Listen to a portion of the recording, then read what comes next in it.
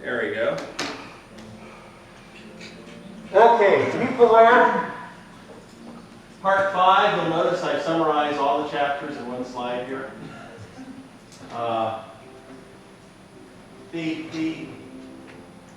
Actually, one of the advantages of Peopleware is that it is a breezy tome, but it's a breezy tome backed up by literally decades of researching things. And DeMarco Lister pretty much have boiled stuff down to what they consider essential.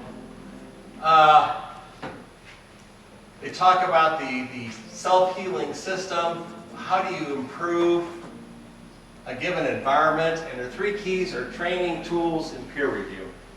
We'll lose this key sometime. I've already talked about training and how reluctant a lot of organizations are to spend time and money on training, even though it's one of the best ways to keep your best engineers. Tools, we've already talked about. You know, how many of you have been working as developers and found yourselves with a substandard computer and or development tools to work with? Yeah. That's foolish. That is so foolish and counterproductive. The cost for software and hardware is so little compared to what you're paying your developers and the cost of being linked. And yet, companies will focus in on it because it's what they can control. This is the industrial mindset again. It would be like, you know, taking your #1 draft pick for a football or basketball team and giving that person substandard helmet or shoes or equipment. It's like, no, you don't want to do that. You want to make sure they've got the best equipment possible, both to protect them and to allow them to perform. Peer review. Peer review works best when you have been forming the team, when people actually get along with each other and respect each other. You don't even have to like each other. You just have to respect each other in the team. And it's one of the fastest means to hone in on problems or issues to solve them, as long as it doesn't turn into some sort of unhealthy competition or a chance to put someone else down. This is why we get back to the whole lecture on the article on aligning personal goals with team goals. You need the team members to see, each team member to see that her or his personal and professional goals are aligned with what the team is doing. And at that point, then each person is basically bought in to doing what it takes to succeed as a team. Dancing with risk, we've talked about this before. Risk reward, the greater the risk, the more unusual or novel the thing you were doing, the greater the uncertainty. If someone's already done it, then all you're doing is replicating someone else's program. If no one's done it, then you stand the chance of doing something groundbreaking with 2 big barriers. First, you may not be able to do it. And second, when you do it, you may find that nobody really wants it anyway. Stop and think. Stop and think of the hundreds of millions of dollars that are spent on movies that flop. And you ask yourself, how could this happen? If you study Hollywood a little, Hollywood is one of my areas of interest. A lot of it is serious lack of conceptual unity. There's usually too many hands in the process. You have studio executives who are saying, oh, I want to put this in, or oh, we need to do that, or oh, that sounds too risky, let's do that, or let's not do that. But you have the same thing with software. For those who,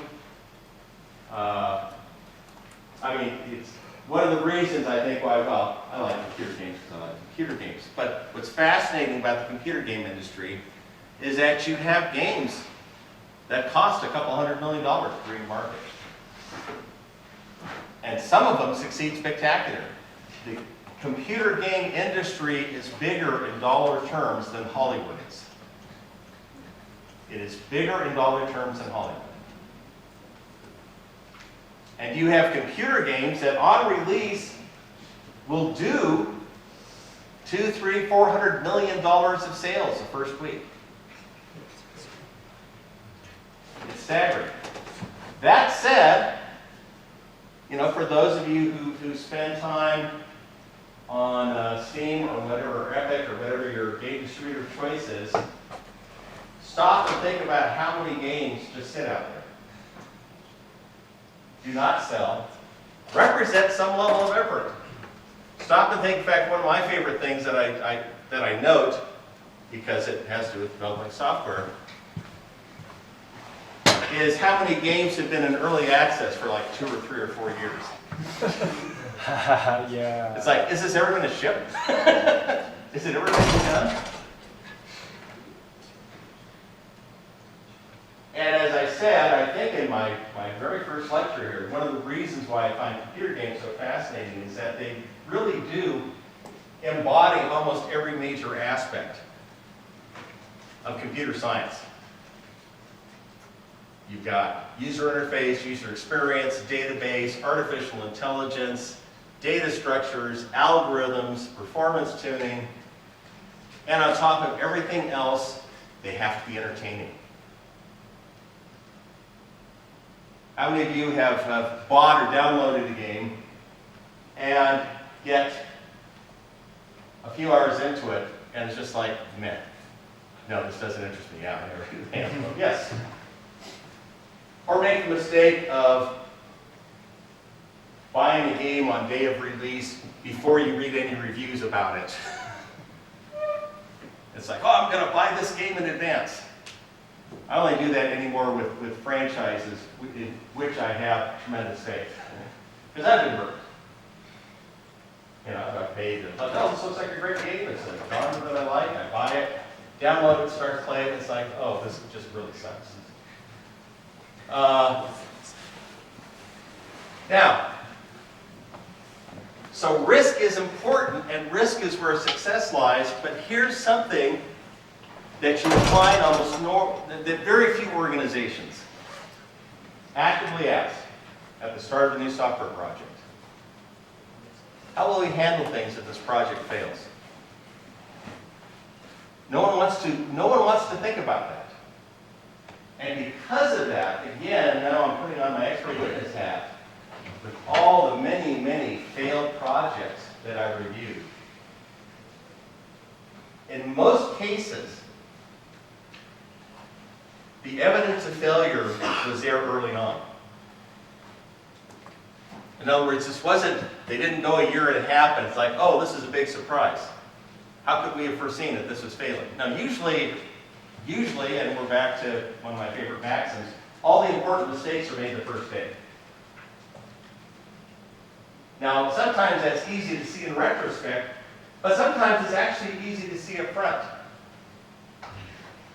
And one of the things I learned as a consultant was to sort of stand up on the table and wave my hands and say, this is going to end so badly. And that was almost never welcome, but sad to say, I was almost always right. Yes? So what is a way to measure if a project will fail besides just if the customer like it or not? Well, the question is, do you have anything that tells you when you know you're going to be done with the project? Do you have anything that tells you how much money you're spending on this, if you can actually bring it to completion in a reasonable time frame, and if it will meet the needs, the anticipated or actual needs of the customer? Do you have the right people? Do you have a working development methodology? And again, it's not so important that which methodology you use, as that you have good people and that they have an agreed upon methodology. Warning signs of project failure are unstable requirements, unstable development effort, unclear goals, stuff being mandated from above that doesn't make sense. One of my, when I go in to review projects, I'll often get people, particularly mid-level managers and sometimes upper managers, who say, yeah, we're convinced we're actually going to ship this on January 1st. And my question is, are you convinced enough to bet $10,000 of your own money that will ship on January 1st? They say no. No, I'm not convinced of that at all. And that usually clears things out real quick. I have a bookshelf full of books on project failure, and the reviews usually going in, talking to the people in the trenches, saying, what's happening here. I've had projects that I've reviewed where literally there are internal emails that show they're using the wrong technology, they don't have the right people in place, and so on, and nevertheless they go forward with the project. There's this wishful thinking. If we just try hard enough, we can overcome all these problems. And we're back to building the house on top of the glacier that's sitting on top of the volcano. Yes? So, do you feel like a lot of these situations, it's really only the management who has the power to do something about a project that will obviously fail? It's often the manager mandating a project and how it's going to be approached. Quite often against the expressed cautions from the trenches that no, this isn't going to work. And so it's like, as a developer, I'm kind of thinking the only thing you really do is leave if it's that.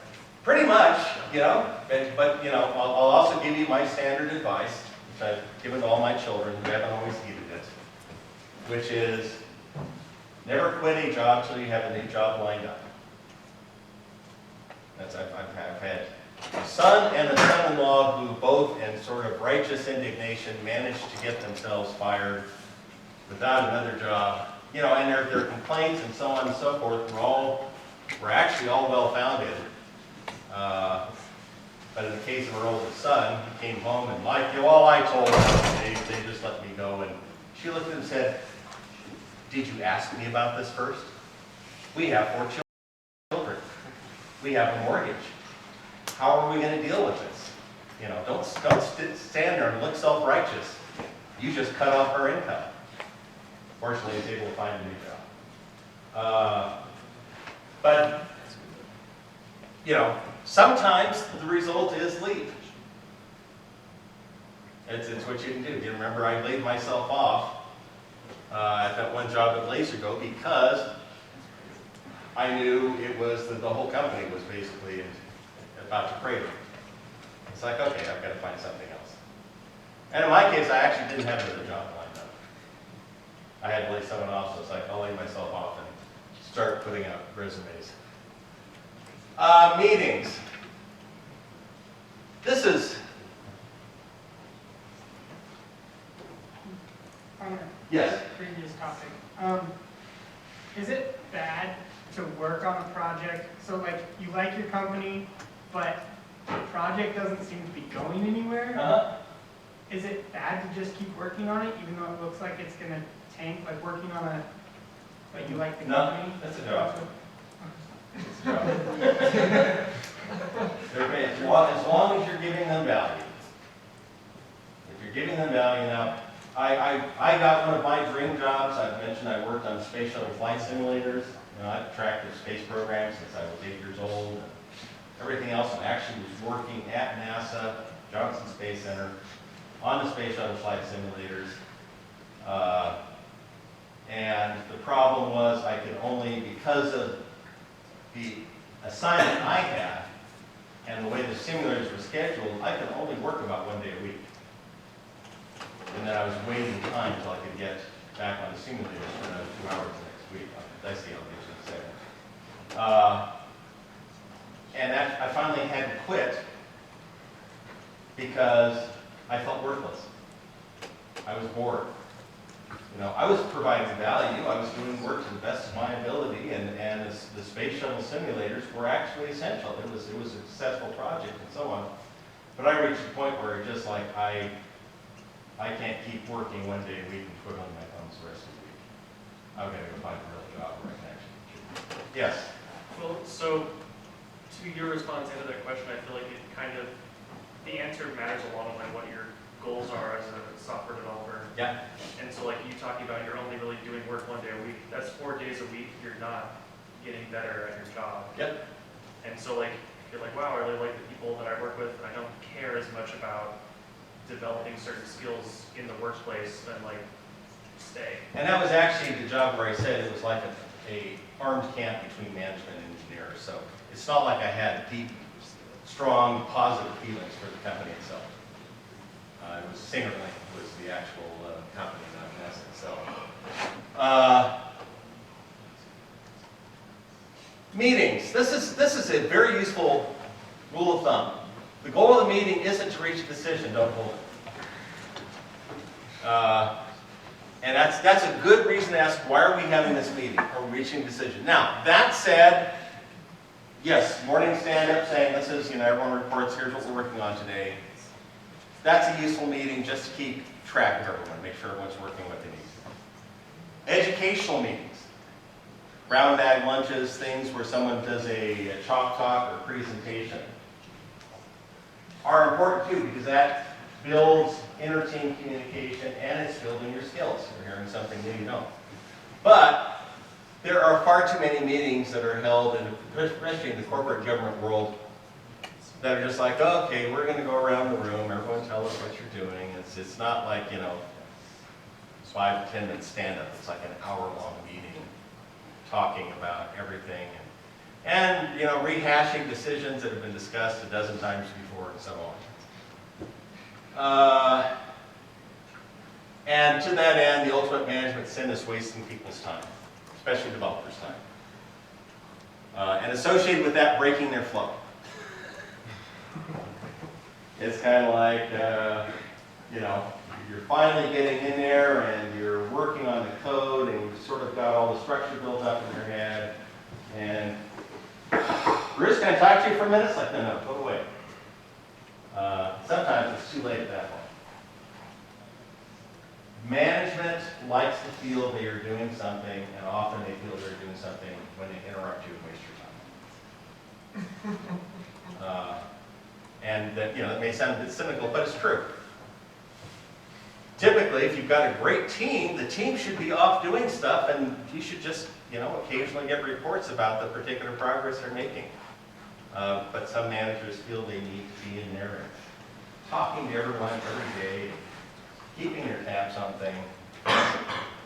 So, my experience being a project manager, Yes. I've kind of run into that problem, and I firmly believe I just want to make sure everyone is able to work as much as they can, so I try to stay out of the way as much as possible. What do you as a project manager do with the rest of your time? Well, that's a good question. If you can't, and this is sort of an inherent issue built in. If your role is strictly as a manager, and your team is running well, you may think, well, what am I really doing? A lot of times what you're doing is running interference. You're working with management above you to try and get the resources and benefits and so on that your team needs. There's a good book there's actually a great book by Jerry Weinberg called On Becoming a Technical Leader, which is all about that transition from doing code to basically being technical management. And the challenges, and this is one of the issues. Now, my personal suggestion is find technical tasks that you can do that support your team. Whether that's dealing with infrastructure, whether that's, pulling bugs, trying to track down bugs on your own so that you're familiar with the code.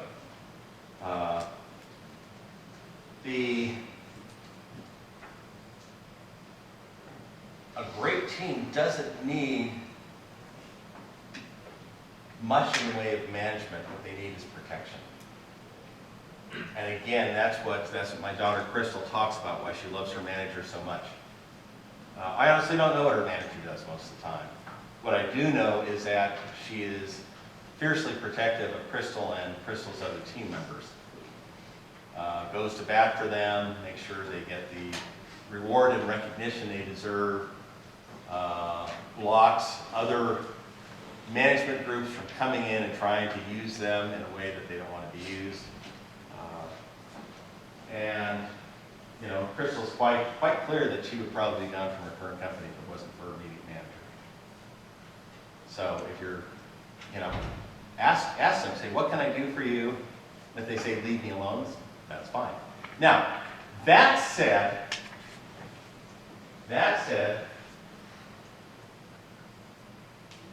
developers are not perfect people. A big issue, and this is something I ran across particularly at Pages, if a developer gets stuck on something, he or she will sometimes sort of hide out. And there isn't any real progress being made, and but they don't really want to say that they're not making progress. And so unless there is some sort of accounting or some sort of tracking there, things may go for days or weeks until you discover they're stuck on a particular problem, they're not making progress on it, and this now is fast becoming the critical path of the entire project. So part of it is sort of a delicate, okay, how are you doing? Is there anything you're stuck on? Anything we can bring in other resources to help? You know, developers, some at least, can be a little ego-driven and not want to acknowledge their faults and failings. This is why you really want to go back to the peer review. It's why you want to do code reviews. This is part of what the concept. Have any of you actually done pair programming?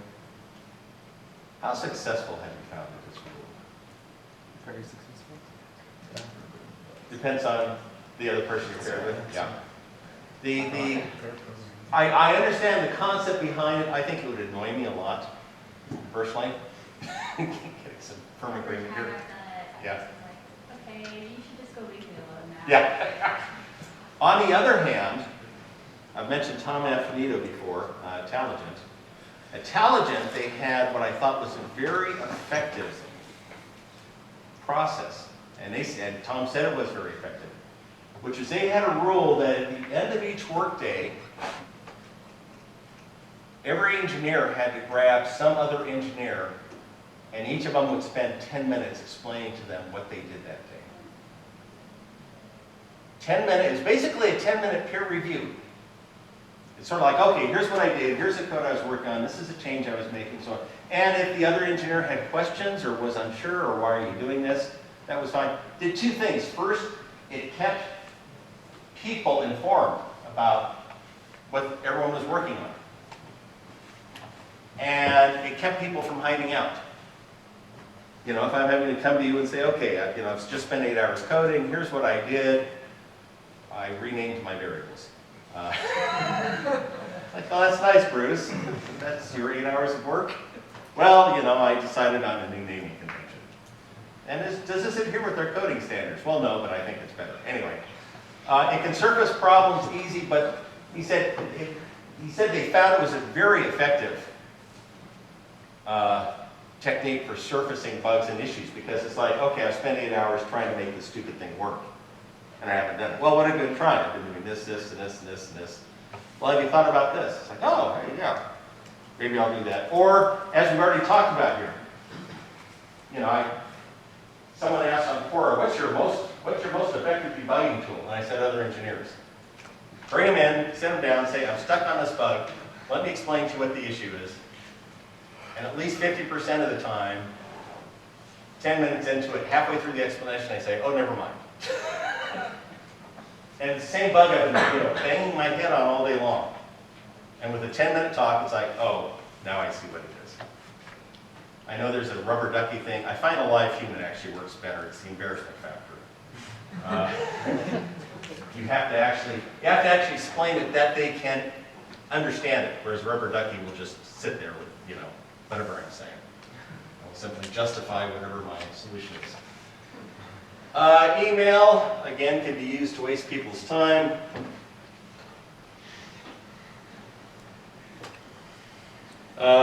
Making change possible when people hate change. This is the, once again, Machiavelli here.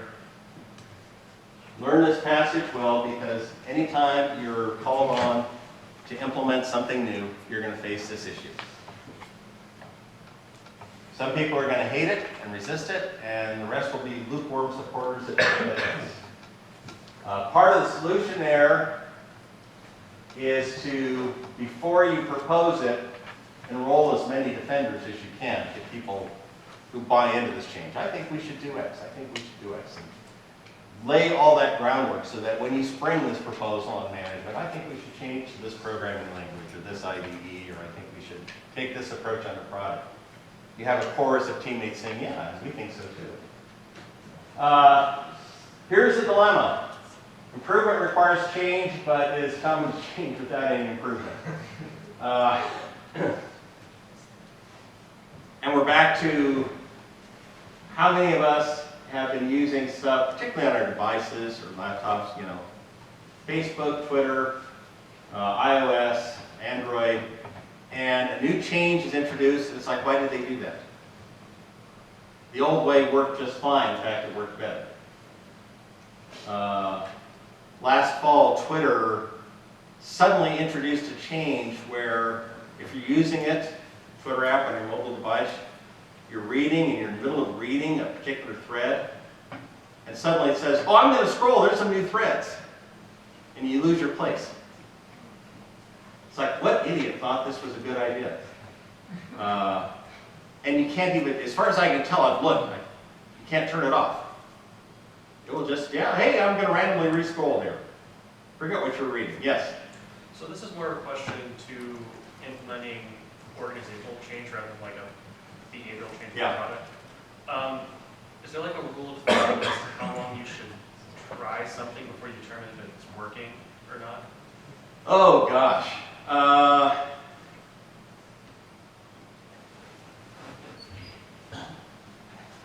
No. I'd like to have a good answer there. I've probably already mentioned here, I've used Microsoft Word for literally 35 years, almost as soon as it came out. And I still swear at it. There are still bugs that have been there forever that annoy me. And I continue to, after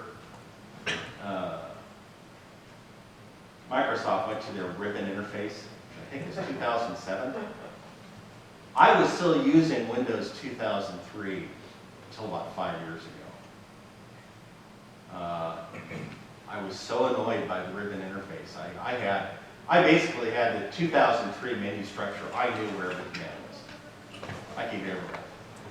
Suddenly you have this ribbon thing, and you have to drop stuff down, and you have to search, and you can't find stuff. I finally bit the bullet about 4 or 5 years ago and upgraded everything to current Windows. I'm on Office 365 now, as much as I resent the annual subscription fee. I just need the consistency and need to make sure my files are compatible. And interestingly enough, I have Microsoft Word files in my archives that I can't open up right now because they're too old. Microsoft says, oh no, we think this might be a security risk. It's like, it's your own file, open it up. So you need, improvement requires change, which introduces chaos and resistance. And you have to give some very visible and real benefits for people to adopt it. Either that, or you simply force it on them. Which is what, you typically see from Apple or Microsoft or whatever. It's like, okay, this is going away. But you'd be surprised how much of the world still runs on, say, Windows XP. Particularly once you get outside of North America. Organizational learning. This is the thing to remember here. Organizational learning is limited by an organization's ability to keep its best people. This is one of the negatives of the Dead Sea effect. When your best people start leaving, is that more and more of the people who are left behind are the ones least inclined to learn, to improve, to advance practices in the organization and the IT organization as a whole becomes more and more stagnant. Making a community's hard. Sometimes it takes, sometimes it doesn't.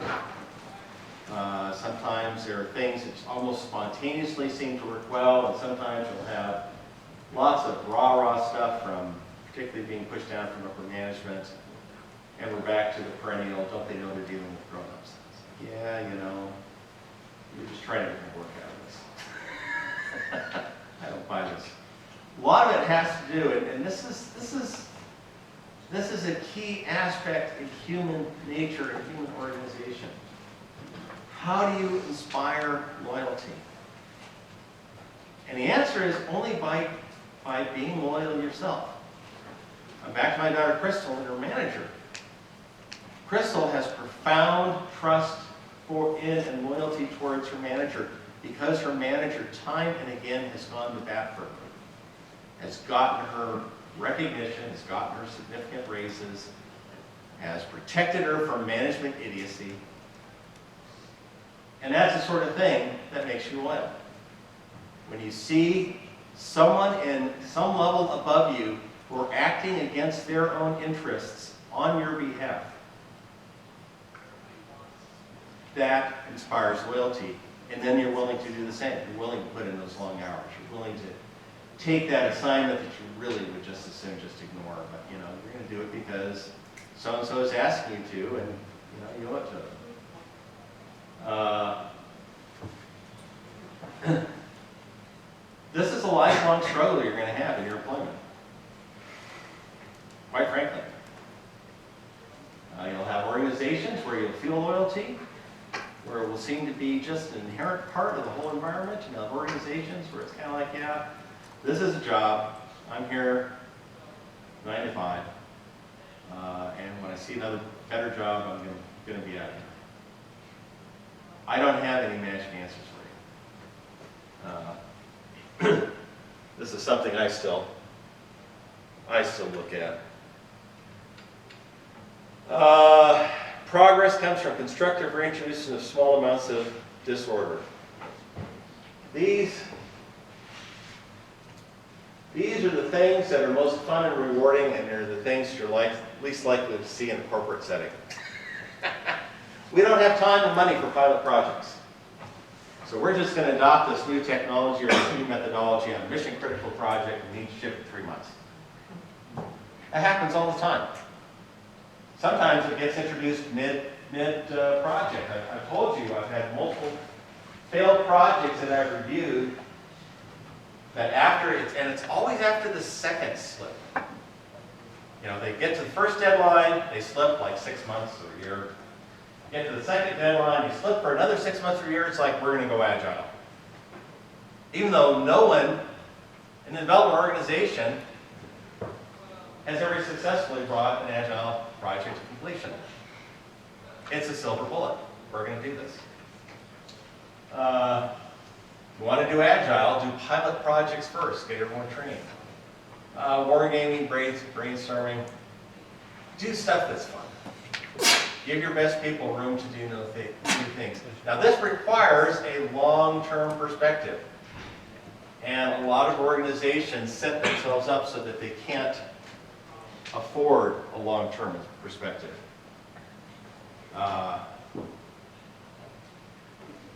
Again, that's part of the nature of business. That's part of the challenge. And companies that can and will take the time to do this usually have long-term success. Yes? I think a happy example, we don't usually get happy examples in this class, is Google's 20% policy. Yeah. Yep. Within the context of Peopleware, this just totally started to make sense to me. if you can give people like a creative outlet, where they're still on the clock, where they have some liberty, they've got excellent work out of that.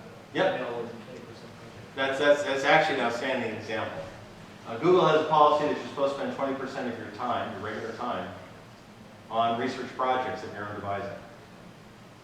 And that does two things. It keeps you refreshed, and it's a great source of ideas. Now, the challenge with Google is that a lot of these Google brings out and then kills after 3 years.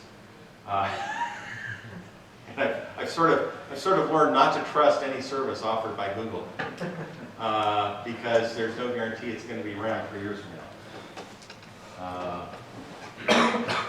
But they have done tremendous things, and yeah, Waking the Sleeping Giant, yeah, it's a funky chapter. Professor Webster. Yes?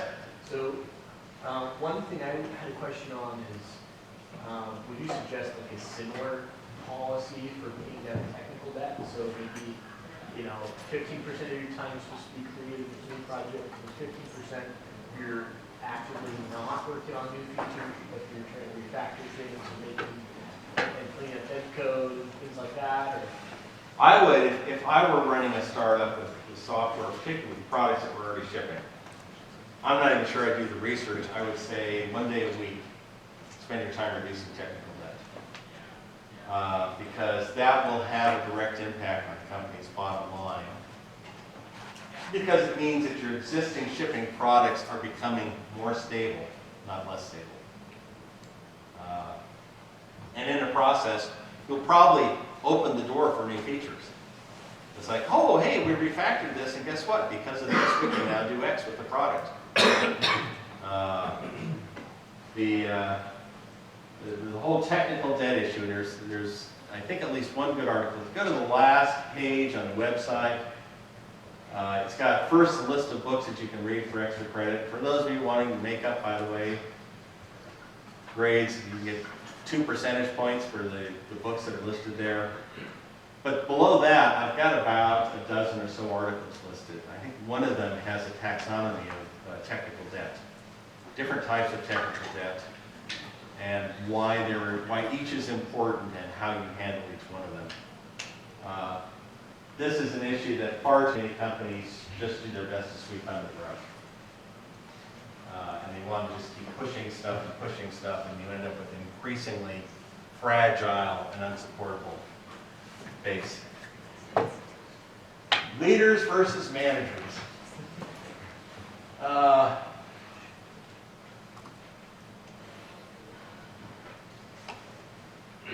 I'm going to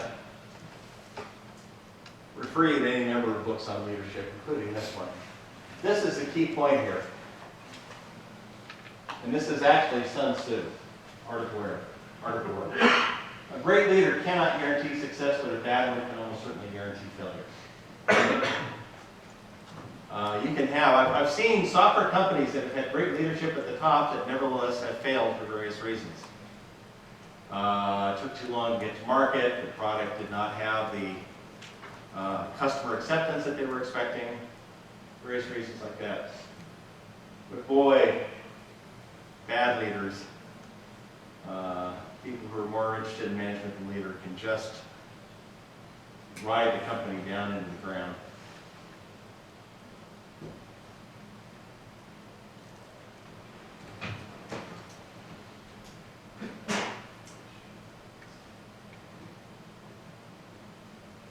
I wrote a book back in 1995, and I should really make it available, the current draft online. I started revising it a number of years ago and then sort of stopped. I should do it again. Basically, I took The Art of War by Sun Tzu and reinterpreted it maxim by maxim to apply to developing and marketing technology. And it was amazing how well it really applied. But one of the things that Sun Tzu, and for those of you who don't know, The Art of War, dated roughly 400 BC, small set of maxims basically on leadership and warfare. You'll often hear Sun Tzu quoted, often you'll hear him misquoted. You'll see things attributed to Sun Tzu that, no, he never said. But his book is really about leadership. How do you get a group of people to follow you into battle? And how do you win with them while doing your best to preserve their lives? And that is the same essential issue in software development, leadership in software development. How do you get your people to give their best intellectual efforts in creating their products, taking and sharing the risk, knowing that the company might fail, the project might fail?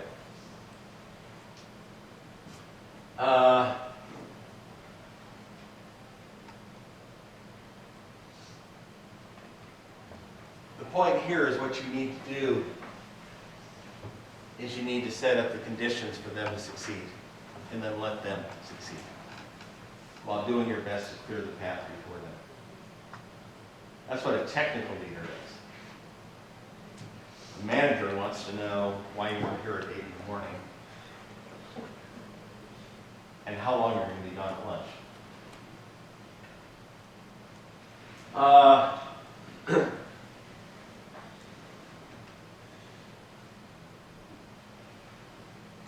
Yeah, you had a question about what this manager is supposed to do, software manager. Here's a list. And this is all basically setting up things for success. There's the days to work on technical debt, by the way. So make sure the resources are there, create the space and opportunity for learning and improving, training budget, and let the employees decide what they want to learn. Encourage them to attend tech conferences. Set up internal hack days, cross-functional teams, internal days to work on technical debt. This is Accelerate, so internal DevOps mini conferences. Dedicated time to experiment with new tools and technologies. A classic management-oriented person their head will explode at this. Like, no, we need them programming 10 hours a day. We can't spend time or money on any of this. This is how you attract and keep the best people and help them to be your most productive. It is something to be aspired to. I don't know how many organizations do a good job of actually implementing this. Again, cross-functional collaboration, climate of learning, and effective use of tools. Any questions before we go on? Yes? Do you think that managers realize that we actually enjoy doing this? You know, I'm not sure. Because it seems like those other things are like allowing programmers to have some time to, actually do what they enjoy, so they can be better at their work. Yeah. It just seems like a no-brainer. Well, this again, we're back to the industrial versus sports team mindset. The industrial mindset is we're all interchangeable cogs. We're digging ditches, double the number of people digging the ditch. You dig the ditch half the time. As opposed to giving the people a chance to perform, to be their best, coordinate as a team to succeed. As I've said before, I'm not a big basketball person. I don't really have the understanding for the game to allow me to appreciate all of that. But even with that, one of the things I have found fascinating, why I've become a fan of the team this season, besides the fact that we're winning, which always helps, is to watch how they pass. And that's something you'll hear almost every commentator talk about BYU. Says they are unselfish with the ball. And what you'll see is they'll get down to the basket and the ball is just zipping between the players. And they keep doing this until someone finally has an open shot. And if you get the ball and you don't have an open shot, you look around and pass it to someone else. And it's apparent to me, it's something I noticed independently, and again, listening to various sports commentators, it's the thing that they most note about the BYU team, is this unselfish offense and this ability to just keep passing the ball. until someone's got the open shot. And it happens to be the reason why BYU is the #1 3-point shooting team in the nation. Because they'll keep passing it around the perimeter outside the 3-point line until they finally get pass to someone who is sufficiently unguarded to take and make the shot.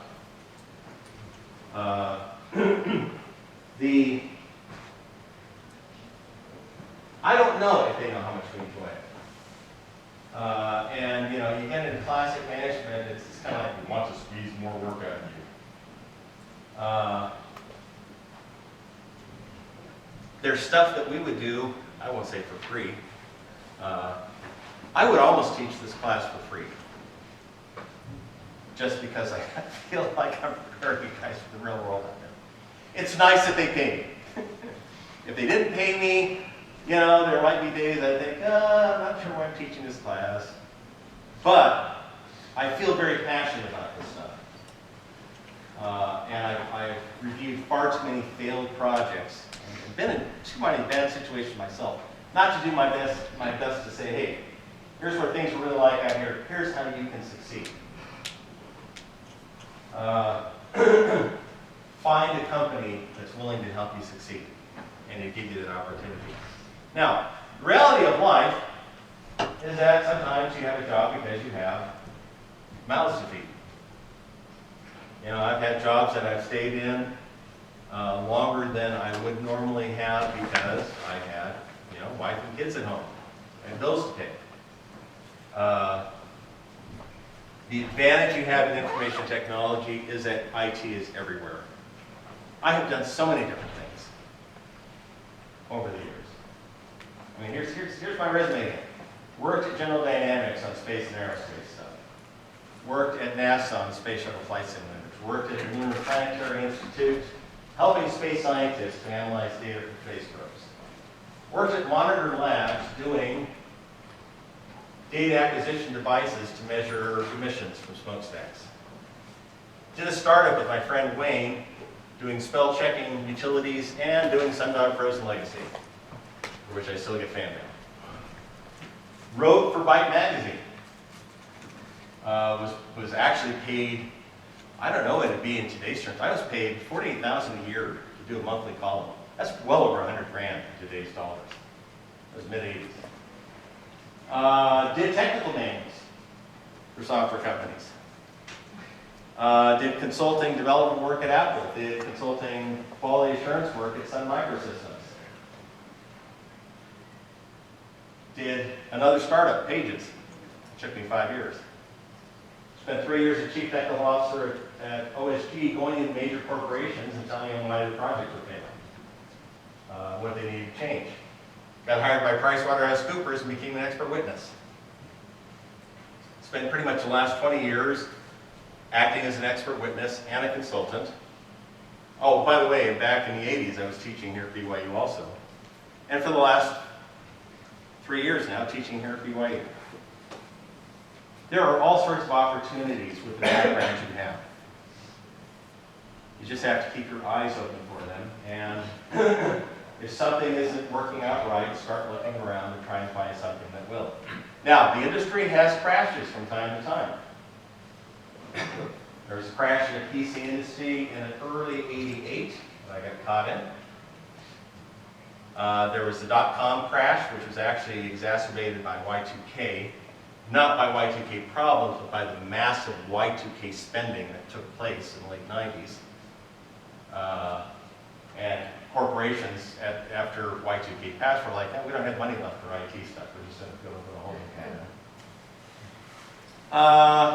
I don't know if we'll have, for stock market's going crazy right now, but that said,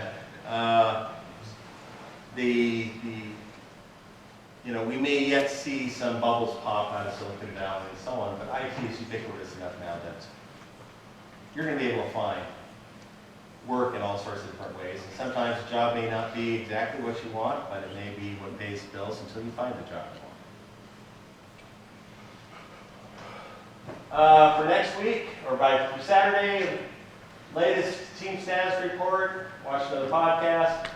Code reviews, I had the deadline too early, I changed it to Saturday midnight. So do your code reviews. Next week, we will cover Webster 7 in class and be prepared for your team demos, no more than 3 to 5 minutes.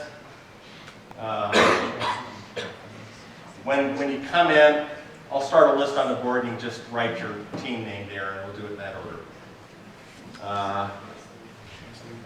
Any questions at any of this? Yes?